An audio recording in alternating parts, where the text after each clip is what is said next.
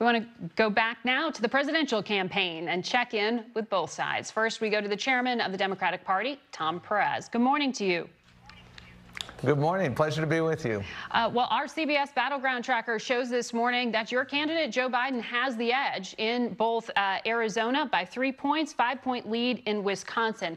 A lot of that, though, ultimately is going to be dependent on turnout. Do you think the Democratic Party has done enough in the midst of this pandemic to drive up either easy balloting or ability to go to the polls? Well, I always caution people never get on the roller coaster. We take nothing for granted, and the enthusiasm, Margaret, has been all over the country. You saw the early vote totals in Wisconsin. Over a quarter of the people have already voted in Wisconsin. They voted absentee. You look down in Florida, 2.4 million people voted down there. And what's really interesting is the Democrats are overwhelmingly turning in their ballots, and 350,000 of the Democrats that have turned in their ballots haven't voted in the last 2 elections. So it's not just people who are voting for convenience. It's people who haven't turned out. And that shows the enthusiasm for Joe Biden and Kamala Harris. We have a lot more work to do, but we're expanding the battlegrounds. We're competing in places like Arizona, Texas, Ohio, Iowa, Georgia, and elsewhere. And that's because we have a candidate who I think is just uniquely qualified to bring people together. He does have a plan to deal with our crisis, our coronavirus crisis, our economic crisis. He is a uniter. He's not a divider. And that is why Joe Biden is making the progress he's making. But we have more work to do, and folks got to get out there and vote. Well, and the Biden campaign has emphasized that that lead is a lead, but it still could be neck and neck. And interestingly, when you look at our Arizona poll, the majority of likely voters in Arizona, 56%, give Democrats more blame than they do to Republicans or the president for not getting an economic relief package to them right now. I mean, Americans are in an economic emergency, and these negotiations remain more or less stalled on Capitol Hill. Do you think that strategy of holding out for a bigger, better deal is going to backfire for Democrats?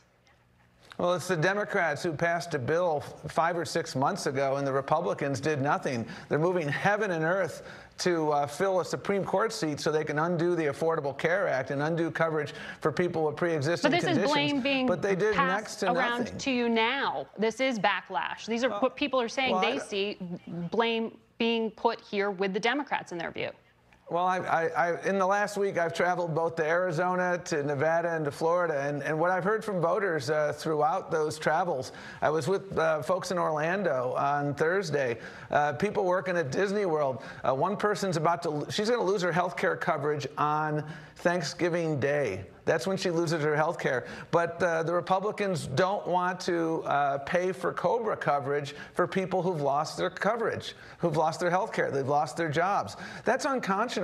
And people understand this is a health care election. In the middle of a crisis, we have a president who wants to undo coverage for people with pre-existing conditions. He wants to turn the clock back on health care. And it's the Democrats that have been fighting for it. And that's been a big sticking point in these negotiations. But talking and doing are two different things, and not doing is what Democrats are getting blamed for here. But I want to ask you about when you're talking about get out the vote efforts. Yesterday, there was a court that ruled in Republicans' favor when it comes to a rule in Michigan about mail-in ballots needing to be returned by 8 p.m. on Election Day. This is a state that could really be decisive. How much of a setback is that? Well, we've been organizing early in Michigan. We've been organizing early elsewhere. And in Wisconsin, for instance, back in April, the Republicans tried to weaponize the pandemic because they wanted to win a state Supreme Court case. And we won that case. We won it decisively because we out-hustled them. We out-organized them. We turned out absentee voters in droves. The same thing is happening in Michigan. Voters have options in Michigan thanks to a ballot initiative in 2018. And they're using those options. And you look at the early vote totals, and again, Democratic energy. And so we will continue to fight in courts. Well, I would rather, I believe democracy works better when everyone can cast their ballot and every ballot is counted. We're in an unprecedented pandemic here, and courts in other states have allowed votes that were postmarked by Election Day to be counted as long as they're received within a short period of time after Election Day.